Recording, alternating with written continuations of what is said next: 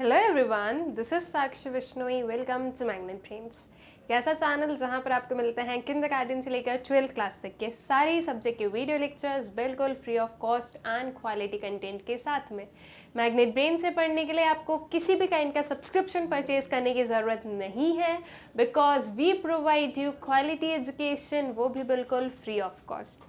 आप लोगों की पढ़ाई अच्छे से हो, आप लोगों की प्रिपरेशन अच्छे से हो, इसका ध्यान मैग्नेट ब्रेन्स बहुत ही अच्छे से रखता है। और इसीलिए अब वीडियो लेक्चर्स के साथ साथ में आप लोगों के लिए अवेलेबल है मैग्नेट ब्रेन्स की बुक्स एंड ई बुक्स। ये जो हमारी बुक्स एंड ई बुक्स है स्टूडेंट्स, ये बहुत ही हाई क्वालिटी कंटेंट के साथ में एनरिच्ड है, जो कि आप लोगों को बहुत ही ज़्यादा हेल्प करने वाली है आपके एग्जाम्स के लिए। ये जो हमारी बुक्स है ये वेरियस पार्ट्स में डिवाइडेड है, जैसे कि एनसीईआरटी सॉल्यूशंस की अलग बुक हो गई, आपके सैम्पल पेपर्स की अलग बुक हो गई, प्रीवियस ईयर क्वेश्चंस की अलग बुक हो गई। सो अकॉर्डिंगली आपको जिस भी पर्टिकुलर बुक की ज़रूरत है आप उसे एक्सेस कर सकते हो। ये जो हमारी बुक्स है ये सारी ही क्लासेस में और सारे ही सब्जेक्ट्स में अवेलेबल है। अब अगर आप इन बुक्स को, जो कि बहुत ही हाई क्वालिटी कंटेंट से एनरिच्ड है, अगर आप इन्हें एक्सेस करना चाहते हैं तो आपको डिस्क्रिप्शन बॉक्स में जाना है। वहाँ पर आपको एक लिंक मिलेगी, उस पर आपको क्लिक करना है, एक फॉर्म फिल करना है और उसे सबमिट कर देना है। उसके बाद में हमारी जो टीम है वो बहुत ही जल्द आप लोगों से कनेक्ट करेगी और आपकी रिक्वायरमेंट के हिसाब से, आपकी नीड के हिसाब से आपको बुक्स जो है वो प्रोवाइड की जाएंगी। इसी अच्छी बात के साथ में स्टार्ट करते हैं अपने इस लेक्चर को, जिसमें हम लोग देखेंगे क्लास 12th इकोनॉमिक्स में जो मैग्नेट ब्रेन सैम्पल पेपर है फॉर बोर्ड एग्जामिनेशंस, इसका जो पेपर 10 है उसे हम लोग सॉल्व करेंगे। पेपर 10 है मतलब कि ऑलरेडी हम लोग 9 पेपर्स सॉल्व कर चुके हैं एंड आई होप सो कि आप लोगों ने वो 9 पेपर्स सॉल्व कर लिए हैं अपने एंड से भी। अगर आपने एक भी पेपर छोड़ दिया हो ना तो it's my humble request and also my advice कि आप लोग जाकर उन वीडियोस को, या वो जो हमारे पेपर, जो सैम्पल पेपर्स वाले वीडियो, वो ज़रूर देखें। ये जो सैम्पल पेपर्स होते हैं स्टूडेंट्स, ये आप लोगों को बहुत ज़्यादा हेल्प करते हैं आपके एग्जाम्स में अच्छे मार्क्स स्कोर करने में। इसलिए एक भी पेपर को मत छोड़ना। अगर बाय एनी रीजन या बाय मिस्टेक अगर आप लोगों ने कहीं पर भी कोई भी पर्टिकुलर सैम्पल पेपर छोड़ दिया हो तो आप लोगों को वो मिल जाएगा चैनल पे, प्लेलिस्ट में सब कुछ बहुत ही अच्छे से अरेंज्ड है। वहां से जाकर जो भी पर्टिकुलर पेपर आपने नहीं देखा है वो वीडियो देख लीजिए और अपना वो जो पर्टिकुलर पेपर है उसे कंप्लीट कर लीजिए। ठीक है, स्टार्ट करते हैं अपने इस पेपर के साथ में। अब हर सैम्पल पेपर या हर जो हमारा क्वेश्चन पेपर होता है उसमें सबसे पहले हमारे पास में क्या आते हैं, जनरल इंस्ट्रक्शंस आते हैं, राइट। और जनरल इंस्ट्रक्शंस आप लोगों को हमेशा पढ़ने हैं, चाहे वो आपको पता हो तो भी। ये नहीं रखना है कि नहीं नहीं हमें पता है, ये तो इतनी बार पढ़ लिया, ये नहीं रखना है। हर एक एग्जाम में जनरल इंस्ट्रक्शन जरूर पढ़ा करो, ठीक है। तो हम भी देख लेते हैं। यहाँ पर टाइम अलाउड रहेगा आपका 3 आवर्स का। आपके मैक्सिमम मार्क्स रहेंगे 80 मार्क्स। 80 मार्क्स का आपका थ्योरी पेपर होगा एंड 20 मार्क्स के आपके प्रैक्टिकल होंगे, ठीक है। उसके बाद में यू हैव 2 सेक्शंस, एक होगा आपका इंडियन इकोनॉमिक डेवलपमेंट, एक होगा आपका मैक्रो इकोनॉमिक्स, ठीक है। हमारी 2 बुक्स है, उस हिसाब से ये 2 सेक्शंस है। Then this paper contains of 20 multiple choice questions, जो कि 1 मार्क ईच के होने वाले हैं। अगर आप चाहते हो कि ये 20 MCQs आप बिल्कुल सही मार्क कर दो तो इसके लिए एनसीईआरटी को अच्छे से पढ़ लीजिएगा, ठीक है। जो MCQs हैं वो 20 MCQs आ रहे हैं आप लोगों के पास में, मतलब कि 20 मार्क्स के जो है MCQs आएंगे। और अगर आप उन्हें सही मार्क करते हो तो आपके 20 के 20 मार्क्स पक्के हो जाते हैं यहीं पर, ठीक है। तो बहुत ही मार्क्स स्कोरिंग चीज़ है ये, और इन्हें सॉल्व करने का या इनके आंसर जो है वो सही पता होने के जो चांसेस हैं वो सिर्फ यहीं से हैं कि आपको एनसीईआरटी अच्छे से पढ़ी हुई हो। रेफरेंस बुक्स जो होती है स्टूडेंट्स, वो हम पढ़ तो लेते हैं, वो हमारे थ्योरी पार्ट के लिए अच्छा है कि हाँ हमने आंसर लिख दिया, या हमें एनसीईआरटी में कुछ ज्यादा डिटेल में नहीं मिल रहा था तो वो रेफरेंस बुक में मिल गया। लेकिन जब हम ये छोटी छोटी चीजों की बात करते हैं तो एनसीईआरटी में ऐसी बहुत सारी चीजें गिवन होती है जो कि आपकी रेफरेंस बुक्स जो है वो कवर नहीं करती है। इसीलिए मैं बोल रही हूँ एनसीईआरटी को जरूर पढ़ लीजिएगा, एटलीस्ट एक बार थोरोली जो है पूरी एक लाइन जो है वो आपको कंप्लीट करनी रहेगी, ठीक है। उसके बाद में you have 4 short answer type questions, जो कि 3 मार्क्स के रहेंगे और इसे आपको आंसर करना है 60 to 80 वर्ड्स में। Then again you have 6 short answer type questions जो कि आपके 4 मार्क्स के रहेंगे और इन्हें आपको आंसर करना है 80 to 100 वर्ड्स में, ठीक है। देन आपके पास में 4 लॉन्ग आंसर टाइप क्वेश्चन है जो कि 6 मार्क्स के रहेंगे और इसे आपको आंसर करना है 100 to 150 वर्ड्स में। वर्ड लिमिट एक्सीड नहीं करती है, करनी है, ठीक है, बिल्कुल भी एक्सीड नहीं करनी है आपको, वर्ड लिमिट जितना जितना दिया है उतना इतना ही लिखो। अगर आप थोड़ा कम लिखोगे ना तो एक बार चल जाएगा, लेकिन एक्सीड तो करना ही मत। सीबीएसई स्टूडेंट्स कभी भी क्वांटिटी नहीं मांगता है, सीबीएसई को क्वालिटी चाहिए, ठीक है। क्वांटिटी से सीबीएसई को कुछ नहीं करना है। अगर आपने प्रॉपर क्वालिटी प्रोवाइड की है, प्रॉपर जो है पॉइंट्स अगर आपने लिखे हैं, तो सीबीएसई के अकॉर्डिंग आपको जो है मार्क्स दे दिए जाएंगे। All right. उसके बाद में आपके जो आंसर्स होंगे वो फ्लो चार्ट्स और जो हमारे डायग्राम्स है, जो टेबल्स हैं, जहां पर ग्राफ बन सकता है, ये सारी चीजों पर ज्यादा ध्यान दो कि ये आप बनाओ, ठीक है। उससे जो है आपका आंसर इफेक्टिव बनता है, ज्यादा अच्छा दिखता है। जो आपके आंसर्स है वो पैराग्राफ में मत लिखना, वो पॉइंट्स में लिखना। ऑल राइट, स्टार्ट करते हैं अपने क्वेश्चंस के साथ में। अब एक चीज जो कि आप लोग करिएगा इस पूरे पेपर में, दैट इज जैसे जैसे आपके सामने क्वेश्चंस आ रहे हैं, try to answer it by your own, और बाद में जब आपने आंसर कर दिया उसके बाद में मेरे आंसर को देखिए और उससे मैच कीजिए आपने सही किया नहीं किया। जो क्वेश्चन आंसर आएंगे उसमें भी आपको ये करना है, जितने भी मार्क्स के क्वेश्चन है उस हिसाब से जो है उसके अकॉर्डिंग उस आंसर को लिखो। उसके बाद में जब मैं यहाँ पर बता रही हूँ आंसर, तो उससे चेक कर लो। अगर यहाँ से आपको लग रहा है कि हाँ ये वाला पॉइंट मैंने इंक्लूड नहीं किया है, मतलब कि आपने इंक्लूड नहीं किया है और वो आपको कर लेना चाहिए, तो यहाँ से वो पॉइंट जो है वो आप आपके आंसर में और ऐड ऑन कर लो, ठीक है। तो इससे जो है चीजें, या हम ये बोलें कि इससे आपका जो आंसर राइटिंग है वो काफी अच्छे से प्रैक्टिस हो जाएगा। प्लस आपको ये भी पता चलेगा कि आप खुद कितने पानी में हो, ठीक है। आपको जो है खुद को समझ में आएगा कि कितने क्वेश्चंस के आंसर जो है आपको बने हैं, कितने के नहीं बने। ऑल राइट, आई गेस इतनी चीज क्लियर है। एक और चीज सुन लीजिए, दैट इज इस पूरे पेपर में हमने पूरा जो सिलेबस है उससे क्वेश्चंस लिए हैं। तो अब मैं यहाँ पे वो सारी चीजें जो है, जो भी क्वेश्चंस आएंगे उन्हें वापस डिटेल में नहीं पढ़ाऊंगी, ठीक है। मैं ऑलरेडी आप लोगों को जो है बहुत ही डिटेल में सब कुछ पढ़ा चुकी हूँ। हमने डिटेल टॉपिक वाइज एक्सप्लेनेशन देख लिया, हमने वन शॉट रिवीजन देख लिए। तो इफ इन एनी केस अगर आप लोगों ने वो नहीं पढ़ा है और यहाँ पर आपको वो पर्टिकुलर क्वेश्चन ना समझ में आए, तो आपको क्या करना है, जो डिटेल्ड एक्सप्लेनेशन मैंने टॉपिक वाइज किए हैं उन टॉपिक को सर्च करना। सारी चीजें आपको जो है प्लेलिस्ट में बहुत ही क्लियरली सिस्टमैटिकली अरेंज मिल जाएगी, वहां से उन्हें एक्सेस करना और उस वीडियो को देख के अपना कंसेप्ट क्लियर कर लेना, ठीक है। कंसेप्ट क्लियर जरूर कर लेना, कोई भी चीज को छोड़ना मत, क्योंकि ये जो वेरियस हमारे 10 सैंपल पेपर्स हैं, आई कैन अश्योर यू अगर आपने ये 10 अगर प्रॉपरली सॉल्व कर लिया ना, तो आपका पूरा सिलेबस बहुत ही अच्छे से सॉल्व हो जाएगा। पूरा सिलेबस इसमें कवर हो गया है, ठीक है। क्योंकि 10 सैंपल पेपर में अलग अलग क्वेश्चंस हैं। तो आप ये देखो, अगर एक सैंपल पेपर में 34 क्वेश्चंस हैं, तो 10 सैंपल पेपर में that will be equal to 340 questions. और अगर आपने इतने सॉल्व कर लिए तो वो बहुत है आप लोगों के लिए, ठीक है। इसलिए अगर किसी भी पॉइंट पर कोई भी टॉपिक नहीं समझ में आ रहा, उसका जाकर जो डिटेल एक्सप्लेनेशन है वो देख लो और जो चीजें हैं वो समझ लो, ठीक है। अब चले क्वेश्चंस की साइड में, सारी बातें हो गई। अब हम एक लाइन से सारे क्वेश्चंस को देख लेते हैं और अपने इस सैंपल पेपर को भी सॉल्व कर लेते हैं। सबसे पहले हमारे पास में आया सेक्शन ए मैक्रो इकोनॉमिक्स का, जिसमें स्टार्टिंग में हमारे पास में आने वाले हैं एमसीक्यूज और फिर उसके बाद में क्या रहेंगे हमारे पास में जो क्वेश्चन आंसर्स है वो आ जाएंगे। देन सेक्शन ए के खत्म होने के बाद में सेक्शन बी स्टार्ट हो जाएगा। स्टार्ट करते हैं with question 1। Cheques are dash fiat money, fiduciary money, credit money और कमोडिटी मनी। तो चेक्स कौन सा मनी होगा students? Cheque would be fiduciary money, ठीक है। फिएट मनी हम किसे कहते हैं? वो मनी जैसे कि लीगल टेंडर मिला हो। चेक को लीगल टेंडर नहीं मिला है, चेक को कोई भी एक्सेप्ट करने से मना भी कर सकता है, ठीक है। Currency and coins have the legal tender. तो आपका चेक क्या होता है? चेक आपका फिड्यूशरी मनी होता है, ठीक है। फिर आते हैं नेक्स्ट वाले क्वेश्चन पर। The ratio of total deposit that a commercial bank has to keep with the Reserve Bank of India is called. Total deposit का वो पर्टिकुलर प्रोपोर्शन जो कि कमर्शियल बैंक को रिजर्व बैंक के पास में रखना होता है, उसे हम क्या कहते हैं? Statutory liquidity ratio, currency deposit ratio, cash reserve ratio and none of these. I guess कि आप लोगों को आंसर मिल गया है। बहुत ही सिंपल आंसर है इसका, that would be your option C, cash reserve ratio, ठीक है। देन आते हैं नेक्स्ट वाले क्वेश्चन पर। Disinvestment is a blank, ठीक है। Capital expenditure, revenue expenditure, capital receipt and revenue receipt. Disinvestment क्या होता है स्टूडेंट्स? डिस इन्वेस्टमेंट होता है कि जो गवर्नमेंट है वो अपनी जो एंटरप्राइजेस हैं उसके शेयर्स को सेल करती है, ठीक है। अगर शेयर्स को सेल कर रही है तो गवर्नमेंट के लिए वो क्या है? रिसीट है। और अगर शेयर्स कम हो रहे हैं तो असेट कम हो रहा है, दैट मीन्स ये क्या है? ये कैपिटल रिसीट्स है। तो correct option would be option C, ठीक है। फिर नेक्स्ट क्वेश्चन पर आते हैं, the government budget shows the governments, जो गवर्नमेंट का बजट है वो क्या शो करता है। ये और वाला क्वेश्चन है, तो या तो आप वो आंसर करोगे या फिर ये आंसर करोगे।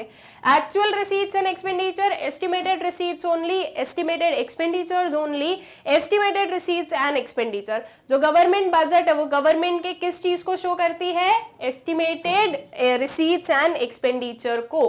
तो correct option would be option D. ठीक है, फिर आते हैं नेक्स्ट क्वेश्चन पर, from the statement given in column 1 and 2 choose the correct pair of the statement. ठीक है, कॉलम 1 और कॉलम 2 में से जो करेक्ट पेयर ऑफ स्टेटमेंट है वो हम लोग चूज कर ले।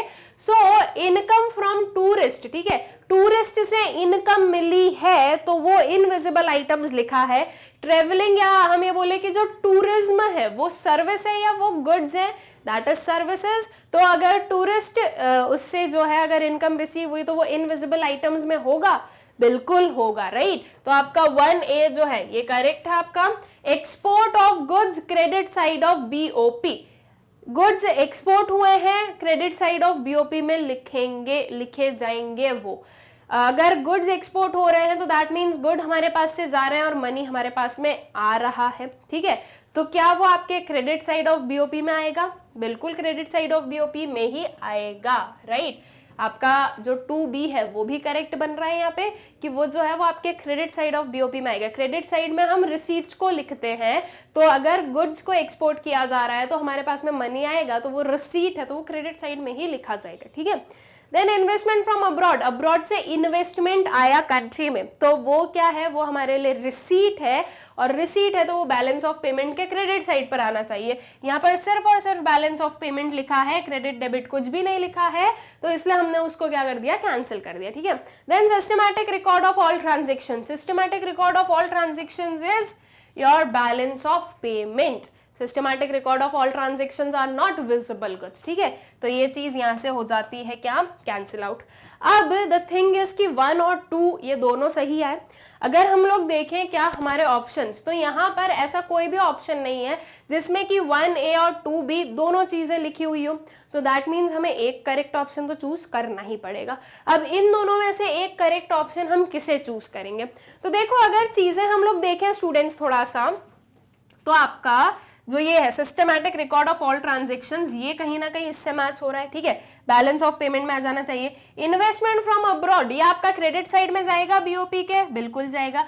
एक्सपोर्ट फॉर गुड्स, ठीक है, एक्सपोर्ट ऑफ गुड्स ये आपका विजिबल गुड्स होता है, तो यस होता है। तो आपका एक्सपोर्ट ऑफ गुड्स को अगर मैं इसी में से देखूं तो एक दूसरा सेंस भी आ सकता है यहाँ से, क्योंकि हमें इन दोनों में से एक चूज करना ही करना है, तो क्या चूज करोगे फिर आप, 1A would be the correct answer. लेकिन अगर यहाँ पर कोई ऐसा ऑप्शन होता, मान लो ये डी वाले ऑप्शन की जगह पर लिखा होता बोथ A एंड B, तो आपको यही वाला ऑप्शन करेक्ट चूज करना है। ठीक है, ये A और B दोनों सही है। अभी यहाँ पर वो ऑप्शन नहीं था इसलिए हमने इसे कंसिडर कर लिया है।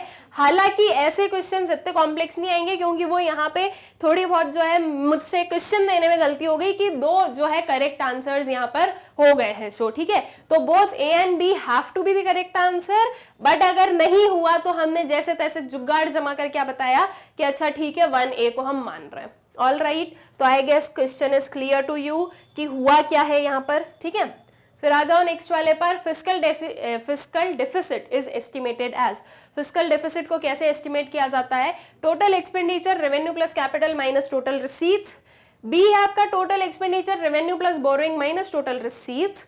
सी है total expenditure total receipts plus capital minus revenue, and D total expenditure borrowings plus capital minus total receipts. Correct option क्या आ जाएगा, बहुत ही सिंपल क्वेश्चन है, इसमें कोई एक्सप्लेनेशन की जरूरत नहीं है। Option A would be the correct option, total expenditure revenue plus capital minus total receipts. ठीक है, ना 2 स्टेटमेंट्स है आप लोगों के पास में, ट्रू और फॉल्स बताना है। Household sell labour and get wages in return, these are household. ठीक है, ये हमारा सर्कुलर फ्लो ऑफ इनकम आ जाएगा, हाउस होल्ड है ये, और आपका जो हाउस होल्ड एंड फर्म, जो हाउस होल्ड है वो क्या प्रोवाइड करते हैं, वो अपनी जो फैक्टर सर्विसेज है वो प्रोवाइड कर रहे हैं, मतलब कि दे आर प्रोवाइडिंग लेबर, और इसके अगेंस्ट ये जो फर्म्स है इन हाउस होल्ड्स को क्या पे करती है, वेजेस पे करती है। दैट मीन्स ये चीज सही है। Firms sell their products and get profit in return. Firms क्या कर रही है, अब फर्म्स जो है वो अपना प्रोडक्ट्स जो है, अपने जो गुड्स एंड सर्विसेज है वो हाउस होल्ड को देती है, और हाउस होल्ड जो है वो इसके बदले में मनी जो है, राइट, एक्सपेंडिचर जो है वो इनकर करता है, तो यहां से प्रॉफिट जाता है फर्म के पास में। तो ये चीज भी सही है, बिल्कुल सही है। That means both the statements are true. तो आपका जो ऑप्शन ए है that is the correct option. ठीक है, नेक्स्ट वाले क्वेश्चन पर आओ। Name the economic assistance given by the government to the firms and household with a motive of general welfare. क्या बताना है हमें, वो इकोनॉमिक असिस्टेंस किसे हम कहते हैं, या उसका नाम बताओ हमें, जो कि गवर्नमेंट फर्म्स और हाउस होल्ड को प्रोवाइड करती है with a motive of general welfare. Taxes, rent, subsidies and remittances. Correct option would be subsidies, option C would be the correct option. ठीक है, next question, two friends Meera and Sindhu were discussing the exchange rate system. Under this system, the exchange rates are determined by the market forces of demand and supply. However, deliberate efforts are made by the competent authority to keep the exchange rate within a specified range. The above mentioned statement was given by Sindhu. Identify the type of exchange rate system she was talking about. ठीक है, ये यहाँ पर कौन सा type of exchange rate system की बात की गई है? Options are fixed exchange rate, floating exchange rate, managed floating exchange rate and managed fixed exchange rate. क्या आएगा करेक्ट ऑप्शन?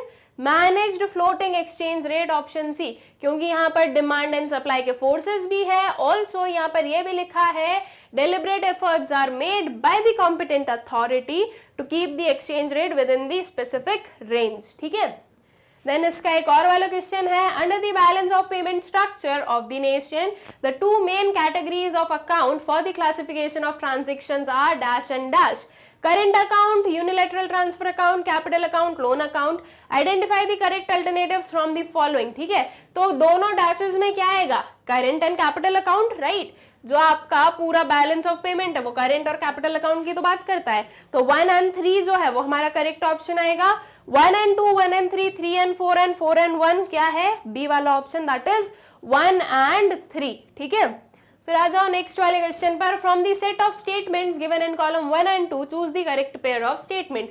देखते हैं क्या गिवन है। Export of software to France, debit side of current account. Import of machinery from China, capital account of balance of payment. Remittances to relatives staying abroad, debit side of current account of balance of payment. And investment by Apple phones firm in India, credit side of current account. अगर investment हो रहा है तो वो क्या है, वो एक काइंड ऑफ असेट है, तो वो आपके करेंट अकाउंट में नहीं आएगा। दैट मीन्स ये वाला क्या है, ये वाला गलत है। Remittances to staying, remittances to relative staying abroad. ठीक है, अब्रॉड में हमारे रिलेटिव्स रह रहे हैं, हम उन्हें रेमिटेंसेज प्रोवाइड कर रहे हैं, तो वो डेबिट साइड पे आएगा। यस, डेबिट साइड पे आएगा क्योंकि पैसा हमारे पास से जा रहा है। ठीक है, दिस इज आउटफ्लो, तो आउटफ्लो है तो डेबिट साइड पे आएगा। और करेंट अकाउंट क्या आएगा, यस, बिकॉज इसकी वजह से असेट लाइबिलिटीज पर अफेक्ट नहीं हो रहा है। ठीक है, तो ये आपका करेक्ट है। Import of machinery from China, machinery I China से, कैपिटल अकाउंट में आएगी या करंट में, करंट में आएगी। मशीनरी को हम असेट में कंसिडर थोड़ी ना करेंगे, वो तो हमारा करंट अकाउंट में आएगा, वो गुड्स है, right, they are visible goods, तो ये गलत हो गया। Export of software to France, France को क्या कर रहे हैं, जो सॉफ्टवेयर है वो हम एक्सपोर्ट कर रहे हैं, तो अगर सॉफ्टवेयर हम एक्सपोर्ट कर रहे हैं तो इन रिटर्न हम क्या करेंगे, हम उसके लिए मनी चार्ज करेंगे, राइट, उसका पेमेंट तो करेगी ना फ्रांस हमें, तो वो जब पेमेंट होगा तो वो हमारे लिए इनफ्लो है, और इनफ्लो है मतलब कि वो क्रेडिट साइड पर आएगा, डेबिट साइड पर नहीं आएगा। ठीक है, तो आपका करेक्ट वाला क्या, कौन सा पेयर बनेगा, C3 वाला। ठीक है, so accordingly correct option would be और option C, that is C3। ठीक है, नेक्स्ट वाले क्वेश्चन पर आ जाता है। असर्शन रीजन बेस्ड क्वेश्चन है।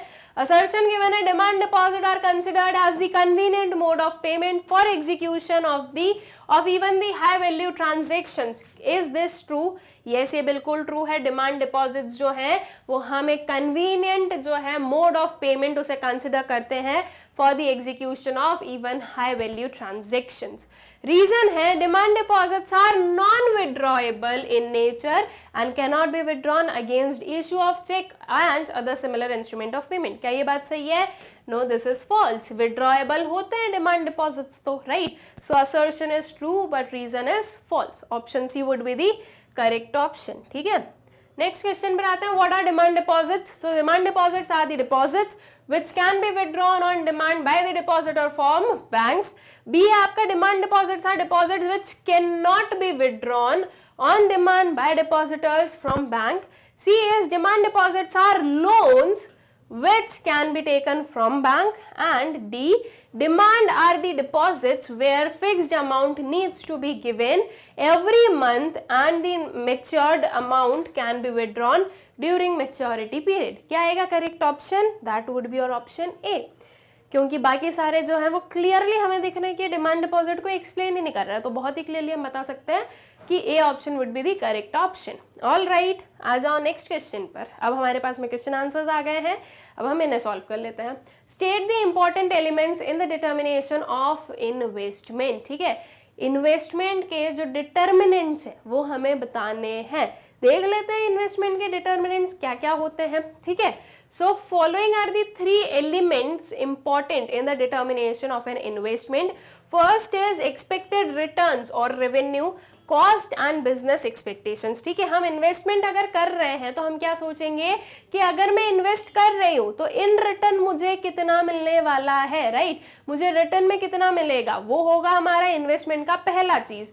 उसके बाद में कितना कॉस्ट लग रहा है, मुझे कितने का इन्वेस्टमेंट करना पड़ेगा, और आगे एक्सपेक्टेशंस क्या हैं उस हिसाब से भी देखा जाएगा. ठीक है, कि इन फ्यूचर हमें क्या लग रहा है, हम जिसमें इन्वेस्टमेंट कर रहे हैं उसकी प्राइसेस बढ़ेगी, उसकी प्राइसेस कम होगी, हम प्रॉफिट में रहेंगे, हम लॉस में रहेंगे, इस चीज को हम लोग समझते हैं. तो जो 3 एलिमेंट्स है वो कुछ हमने ये बताया कि एक्सपेक्टेड रिटर्न्स या रेवेन्यू कितना होगा, कॉस्ट कितना होगा और बिजनेस एक्सपेक्टेशंस कितनी होने वाली है. ठीक है, so an investment is undertaken on the basis of expected demand और expected return to was the producer. ठीक है, then cost, it has 3 components which cost of purchase of equipment, cost of maintenance of equipment that is depreciation, and cost of funds borrowed for investment. And अगर हम business expectations की बात करें तो bullish expectations attract more investment and bearish expectations cause low investment. Bullish expectations कि हाँ in future prices जो है वो अच्छे रहेंगे तो वो जो है वो ज्यादा इन्वेस्टमेंट जो है अट्रैक्ट करता है, और अगर बुलिश है कि नहीं नहीं इन फ्यूचर अभी मार्केट डाउन जाने वाला है तो उस केस में जो है इन्वेस्टमेंट कम होता है. ठीक है, सो दीज आर 3 एलिमेंट्स जिस पर हम बोल सकते हैं कि इन्वेस्टमेंट को डिटरमाइन किया जा सकता है.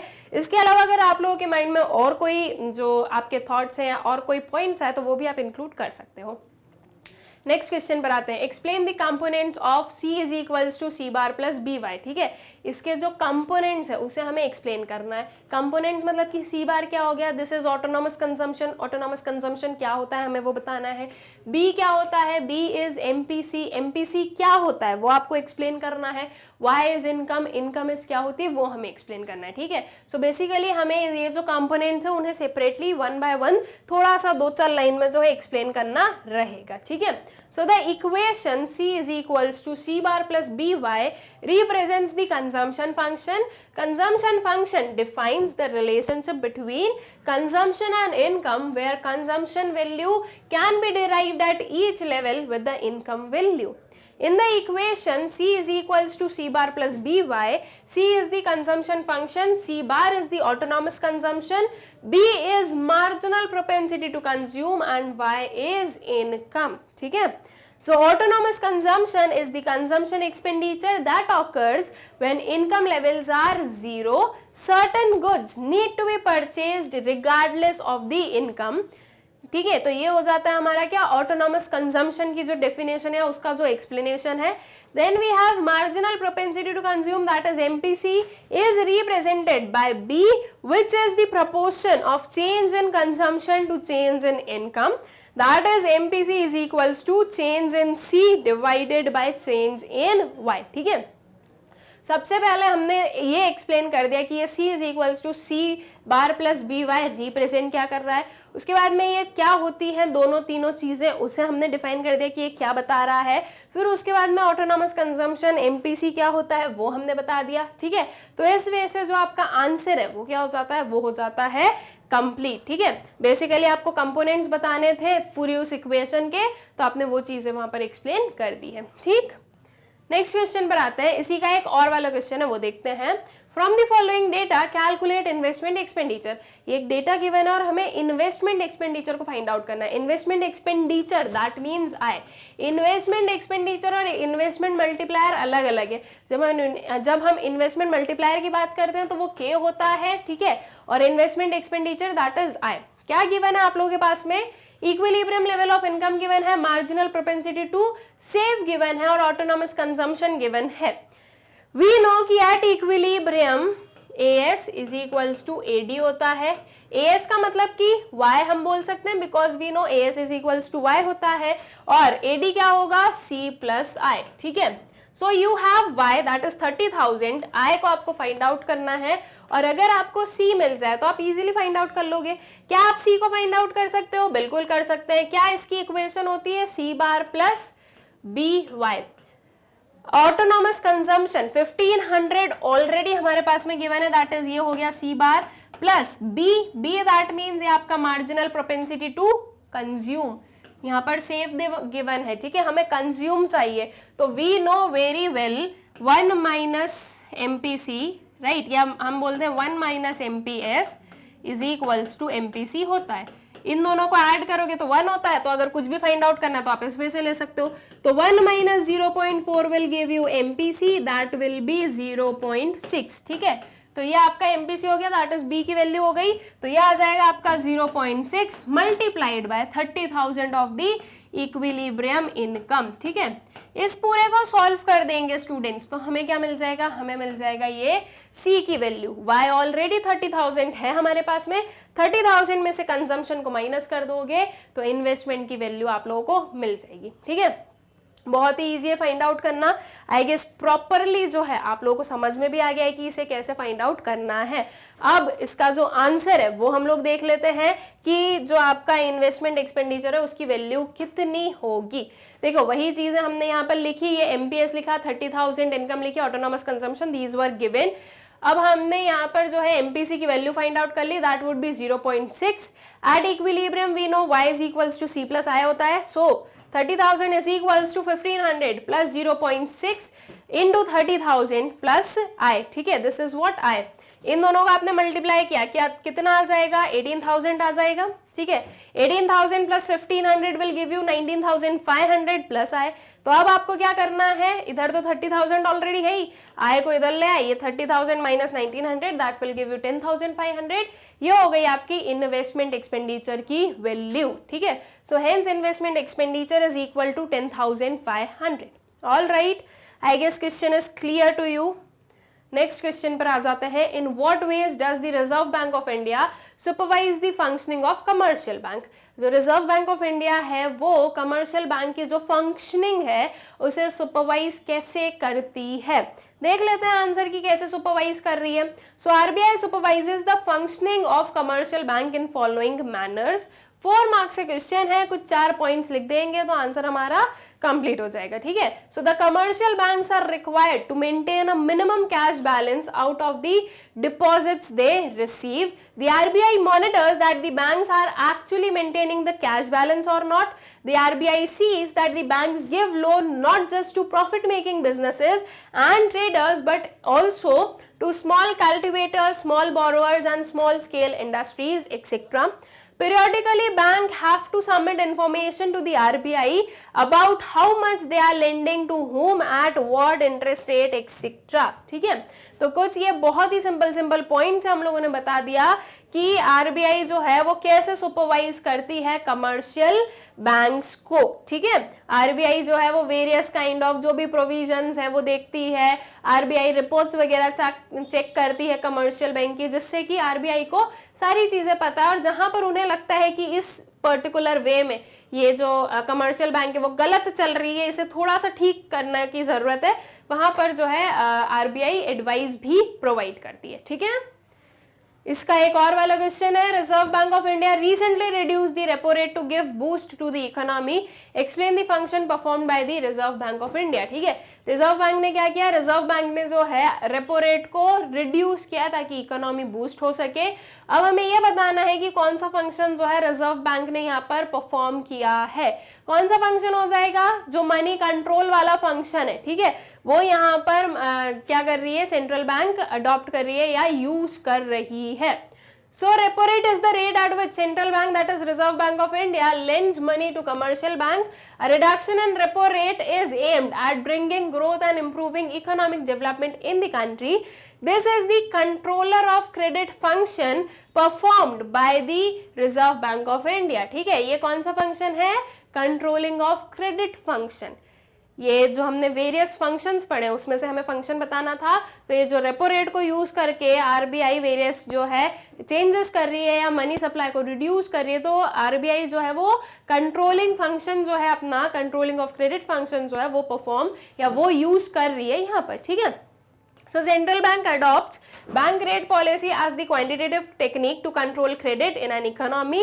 Repo rate is the rate at which commercial banks can borrow funds from central bank. This increases the liquidity available with the commercial bank and it can provide more credit in the form of loans and advances to the people. This increases the supply, money supply in the economy, resulting in higher aggregate demand. The increased demand increases the GDP and boost the economy. ये जो particular line थी इसे हमें क्या कर देना है, इसे हमें अंडरलाइन कर देना है और बाकी की जो पूरी चीजें हैं वो यहाँ पर हमें एक्सप्लेन कर देनी है। ठीक है, फिर नेक्स्ट पर आते हैं, distinguish between devaluation and depreciation of domestic currency.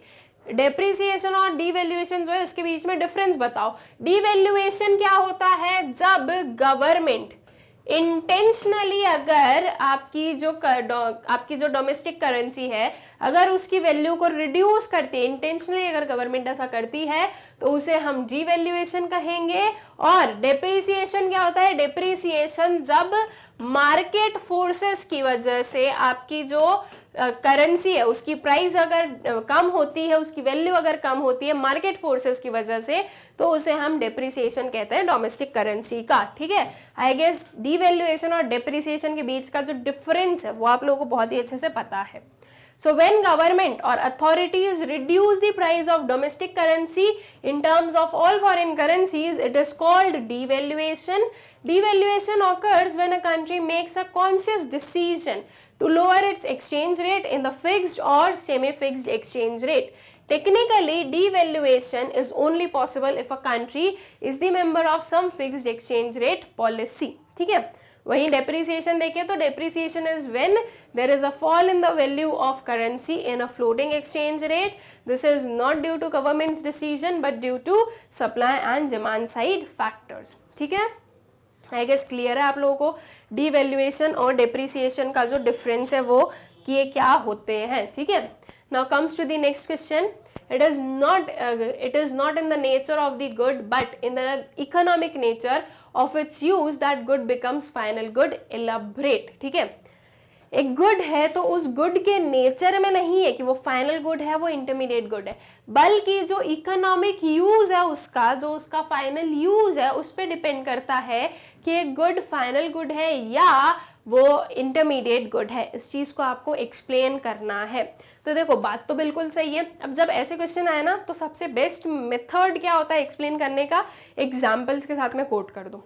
एक एग्जाम्पल लो, जैसे कि ले लिया आपने शुगर को सेम टाइम पर, मतलब कि वो जो कमोडिटी है उसे आप फाइनल गुड भी बताओ, उसे आप इंटरमीडिएट गुड भी बताओ, तो उससे चीज़ें क्लियर हो जाती है कि जो शुगर है वो अपने आप में फाइनल है, इंटरमीडिएट नहीं है, बल्कि शुगर का आप यूज कैसे कर रहे हो वो डिफाइन करता है कि वो फाइनल गुड है या वो इंटरमीडिएट गुड है. ठीक है, तो आंसर देख लेते हैं इसका. Any item that is meant for final use and will not pass through any more stages of production or transformation is called final good. It is called a final good because once it has been sold, it passes out of the active economic flow and it will not undergo any further transformations by the hands of any producer. Basically final good होता क्या है, सबसे पहले तो हमने वो explain कर दिया.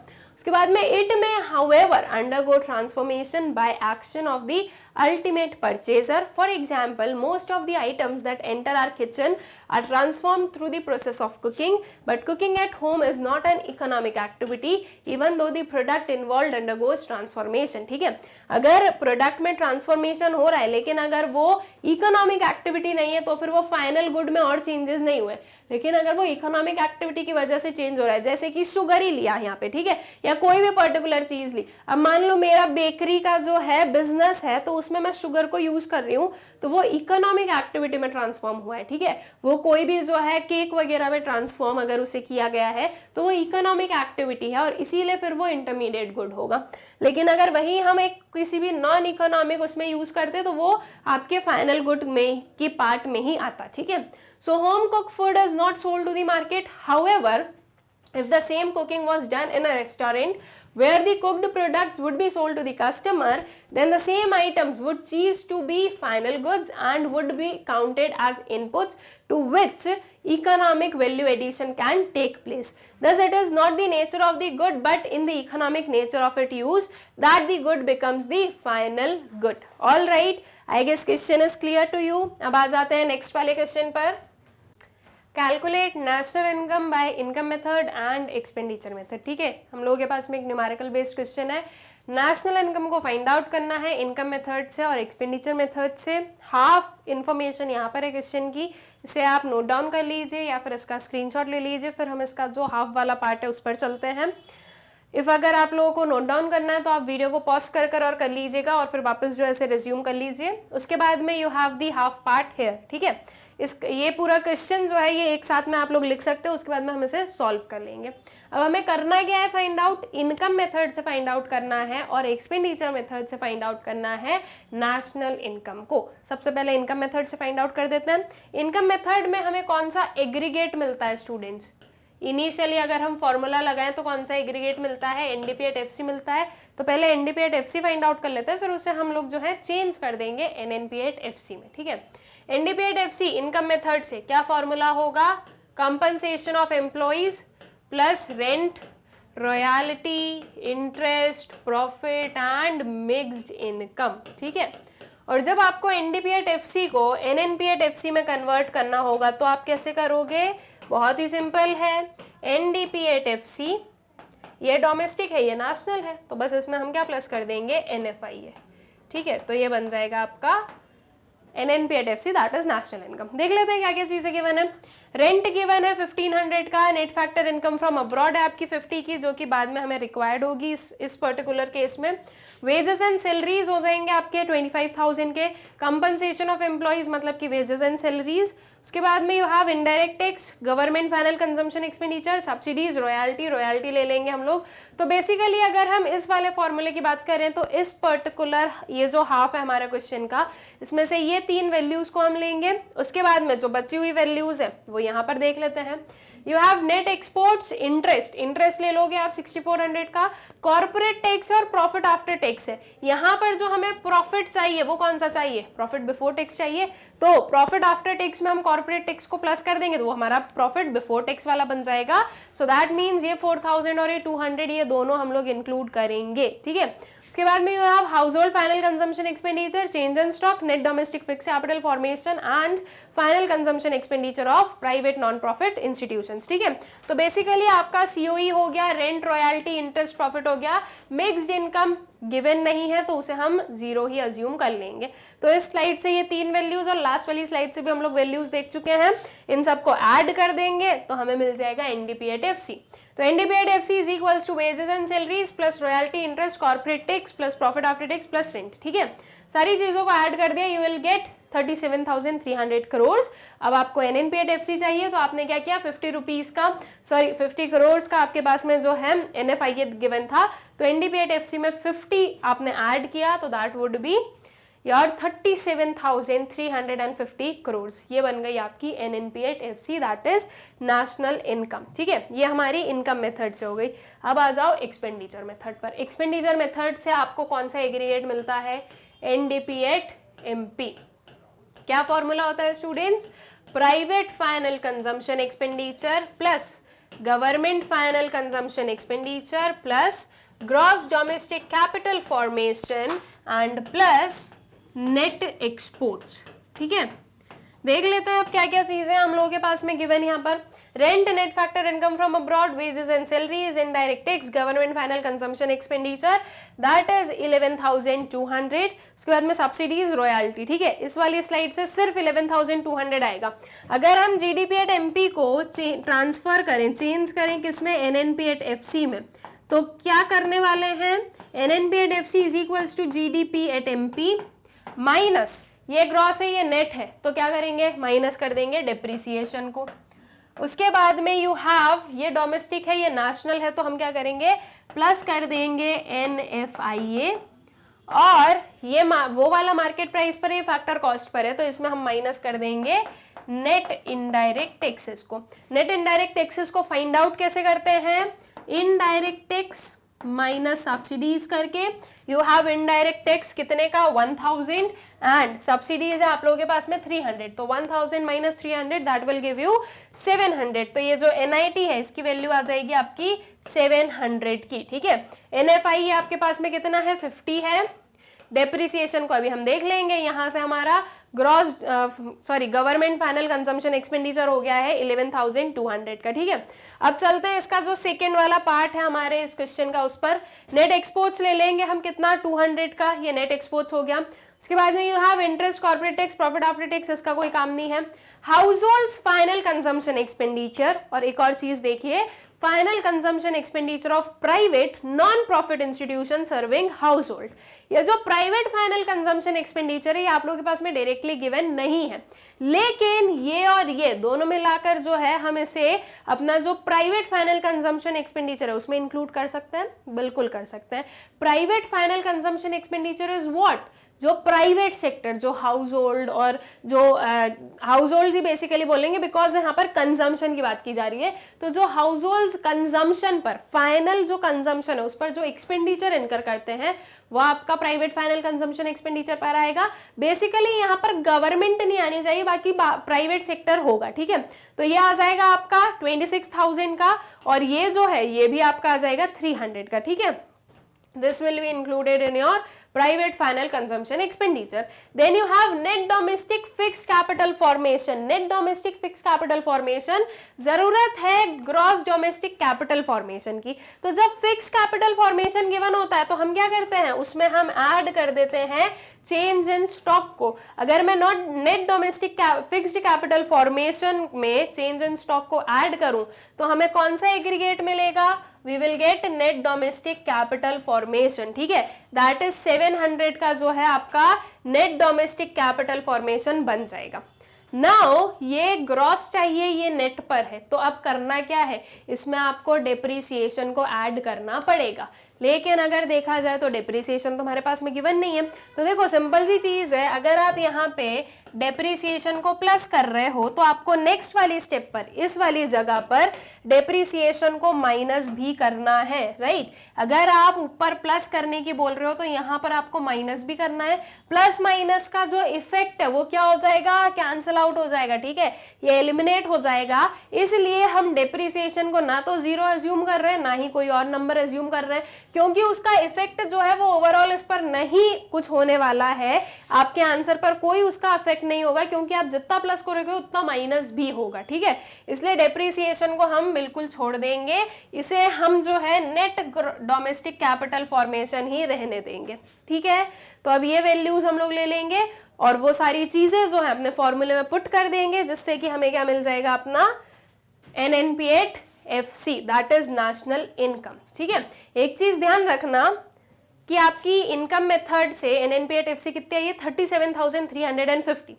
आपका एक्सपेंडिचर मेथड से भी सेम ही आएगी, आप मेथड चाहे कोई भी यूज करो, NNP8FC सेम आएगा। ठीक है, या कोई भी एग्रीगेट ले लो, आप अगर डिफरेंट मेथड से भी सॉल्व कर रहे हो सेम क्वेश्चन को, तो आपका आंसर जो है वो सेम ही आना रहेगा, अगर दोनों एग्रीगेट सेम है तो। ठीक है, तो अगर आंसर अलग अलग आ जाए तो समझ जाना है कि दोनों में से किसी में भी जो है आपने कैलकुलेशन मिस्टेक या कोई और मिस्टेक की है। ठीक है, अब आंसर देख लो, GDP at MP is equals to final consumption expenditure of private non-profit institutions serving households plus household final consumption expenditure plus government final consumption expenditure plus net domestic fixed capital formation plus depreciation plus change in stock plus net exports। ठीक है, तो ये depreciation और change in stock को भी हमने जो है यहाँ पर प्लस करके लिखा है।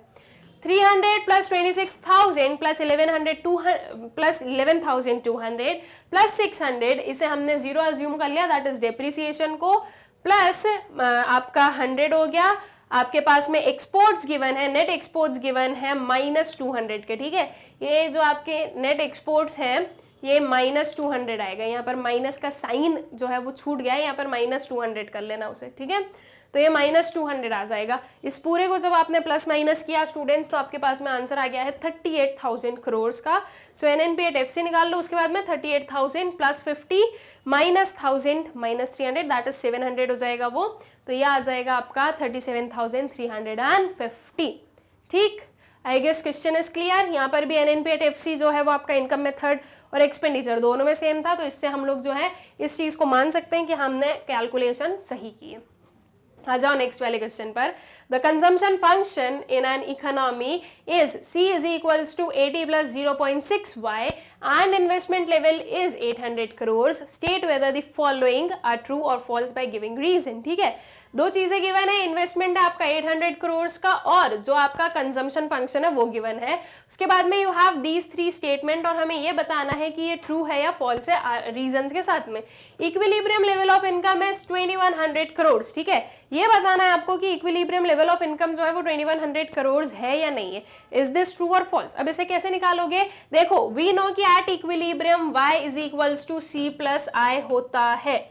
ठीक है, ये हमें पता है। तो अब अगर मैं इस y को y ही रहने दूं, हम लोग देख ले कि इस लेवल पर हमारी इनकम कितनी आएगी। अगर इनकम आपकी 2100 के बराबर आ जाएगी, दैट मीन्स अगर y की वैल्यू 2100 आ जाएगी, तो हम बोल देंगे कि हाँ इक्विलिब्रियम लेवल ऑफ इनकम 2100 है, अदरवाइज ये चीज गलत है।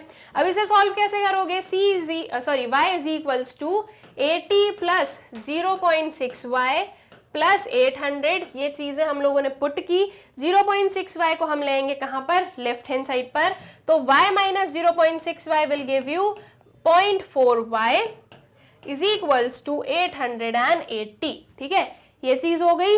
इस y को यहीं पर रहने दो, 880 को इधर ले आओ, और ये 0.4 है तो इसका हमने पॉइंट हटा दिया और यहाँ पर 0 कर दिया। अब इसे सॉल्व कर दें हम लोग, तो देखो 4 1s are 4 and this will be 2200। 2100 नहीं आएगी, कितनी आएगी? 2200 करोड़ आएगी। तो इसीलिए आपका ये जो है ये हो जाएगा क्या? फॉल्स। ठीक है, और फॉल्स के पीछे का रीजन क्या बताएंगे? फॉल्स इसलिए क्योंकि इक्विलिब्रियम लेवल ऑफ इनकम आपकी 2200 करोड़ आएगी, यहाँ पर 2100 करोड़ गिवन है। ठीक है, तो इसीलिए जो है हमने उसे फॉल्स बताया। फिर आ जाओ नेक्स्ट वाले पर। If is rupees 275 crores the total change in income if investment rises by 150 crores। अगर इन्वेस्टमेंट 150 करोड़ से राइज होता है तो क्या आपकी जो इनकम है वो 275 करोड़ से चेंज होगी, and value of investment multiplier is 2.5। ठीक है, ये बी और सी आपको बताना है। अब सबसे पहले बी पर आ जाओ, तो यहाँ पर किस चीज की बात की गई? आपके चेंज इन इन्वेस्टमेंट की बात की गई स्टूडेंट्स, कि मान लो आपके पास में गिवन है change in y is equals to 150 crore है, तो क्या इन दैट केस आपका चेंज इन आए, ये चेंज इन आए है, इन्वेस्टमेंट है, तो क्या in that case change in y आपका 275 करोड़ का होगा? ये आपको बताना है। अब आप कैसे बताओगे? तो इसके लिए आप सबसे पहले इन्वेस्टमेंट मल्टीप्लायर की वैल्यू निकाल लो। k is equals to 1 divided by 1 minus MPC होता है। ठीक है, MPC की वैल्यू 0.6 ऑलरेडी गिवन है, तो 1 माइनस MPC दैट मीन्स 0.4। इस 0.4 को हम क्या कर दें? प्रॉपर कैलकुलेशन के लिए इसको 4 बनाया, यहां पर कर दिया हमने इसका 0, तो आंसर कितना आ गया? 2.5। अब आपकी k की वैल्यू 2.5 आ गई। इससे आपका जो C वाला क्वेश्चन है ये आंसर हो गया कि हाँ ये क्या है? ये है ट्रू। ठीक है, क्योंकि वो चीज हम सॉल्व करके बता देंगे कि हाँ मल्टीप्लायर की वैल्यू 2.5 आ रही है। नाउ यू वांट टू सी कि आपका चेंज इन y कितना होगा। ठीक है, अब आप लोगों के पास में k है, k इज इक्वल्स टू क्या होता है? Change in income divided by change in investment. ठीक है। के आपका 2.5 है, इसमें आप मल्टीप्लाई कर दो 150 को, is equals to change in y. ठीक, चेंज इन वाई आपको फाइंड आउट करने की जरूरत नहीं है, सिर्फ आपको क्या करना है, इन दोनों को मल्टीप्लाई करके देख लेना है। ठीक है, क्या ये 275 आएगा आपका? अगर आएगा तो यस, आपका जो ये स्टेटमेंट है वो ट्रू है। हमने क्या किया, हमने पहले जो है के की वैल्यू निकाल ली सेपरेटली और फिर उसके बाद में इसे सॉल्व कर कर देख लिया कि क्या हमारा जो इनकम में इन्वेस्टमेंट है, सॉरी इनकम में इंक्रीज है with increase in investment by 150 crore वो 275 करोड़ हो रहा है क्या। ठीक है, तो इस वे से आप इन तीनों ही क्वेश्चंस को क्या कर लोगे, सॉल्व कर लोगे। अब फर्स्ट वन को हमने फॉल्स बता दिया है, मैंने आप लोगों को पूरा सॉल्व करके बता दिया। यहाँ पर वही सेम चीज का सोल्यूशन है, एट द एंड आप लोग ये देख लो कि y is equals to 2200 crore आ रहा है। ठीक है, फिर आ जाए हम लोग नेक्स्ट वाले पर। आई गेस ये पूरा सोल्यूशन आप लोगों ने देख लिया है। अब नेक्स्ट वाला जो इसका बी वाला है उस पे आ जाओ। तो बी क्या है, बी भी आपका फॉल्स आ रहा है।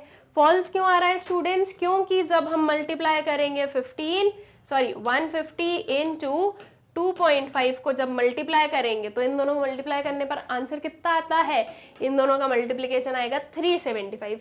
क्वेश्चन में कितना गिवन है, 275, तो इसीलिए ये क्या है, ये भी फॉल्स है। ठीक है, पूरा सॉल्व कर कर मैंने आपको वही चीज बता दी। यहाँ पर देखो, सबसे पहले इन्वेस्टमेंट मल्टीप्लायर की वैल्यू निकाल ली तो वो 2.5 आई, फिर वही चीज हमने यहाँ पर की। फिर एट दी एंड देखो चेंज इन वाई को ये ऐसे ही निकाला हमने, 150 into 2.5 that will give you 375।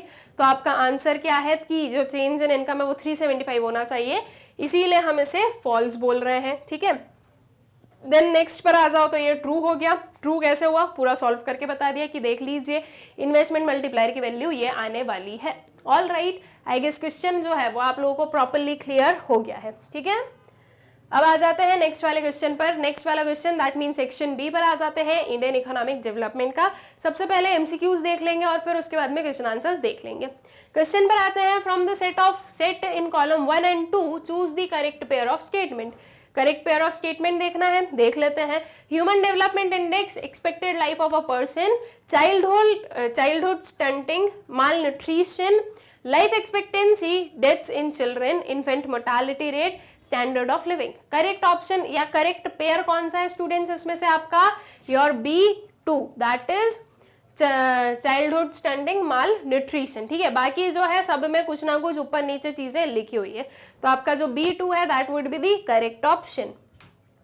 Then statement given है दो, ट्रू एंड फॉल्स बताना है। स्टेटमेंट 1 है, brain drain is a cause of poor human capital formation in India. And statement 2 है, the quality of human capital also decreases due to high growth of population. क्या दोनों ही statements true है? Yes, बिल्कुल true है। Proper human capital formation नहीं है, proper उतनी हम अपॉर्चुनिटीज वगैरह प्रोवाइड नहीं करते हैं इंडिया में, इसलिए ब्रेन ड्रेन होता है। ठीक है, इसलिए लोगों को माइग्रेट करना पड़ता है। उसके बाद में अगर हाई ग्रोथ ऑफ पॉपुलेशन है तो जो क्वालिटी ऑफ ह्यूमन कैपिटल है वो डिक्रीज होती है, क्योंकि फिर हाई पॉपुलेशन के लिए जो है ज्यादा रिसोर्सेज चाहिए और सारी चीजें फिर जो है वो बर्डनफुल बनती जाती है। इसलिए both the statements are true, that is option A would be the correct option. Next है, physical capital helps in formation of human capital, consider the statement and choose the correct option with reference to it. जो physical capital है वो help करता है human capital के formation में। ये कुछ स्टेटमेंट गिवन है, इन्हें पढ़कर हम बताते हैं करेक्ट आंसर क्या होगा। The statement is true, B बोल रहा है the statement is false as human capital helps in formation of physical capital as physical capital is passive in nature. C है, the statement is false as human capital helps in formation of physical capital as physical capital is active in nature। B और C option में सिर्फ एक word का difference है, ये passive लिखा है, ये एक्टिव लिखा है, और D is none of these। Correct option क्या होगा? ऑप्शन B, दैट इज ये स्टेटमेंट फॉल्स है। फिजिकल कैपिटल ह्यूमन कैपिटल का फॉर्मेशन नहीं करती है, ह्यूमन कैपिटल फिजिकल कैपिटल का फॉर्मेशन करती है, और फिजिकल कैपिटल पैसिव होता है नेचर में। ठीक है, एक्टिव ह्यूमन कैपिटल होता है। तो आपका option B would be the correct option, that is the statement is false as human capital helps in formation of physical capital as physical capital is passive in nature. ठीक है, next वाले पर आ जाओ। फिर से स्टेटमेंट बेस्ड क्वेश्चन है। Statement 1 है, poverty in India poverty in an economy is the result of rapidly rising population.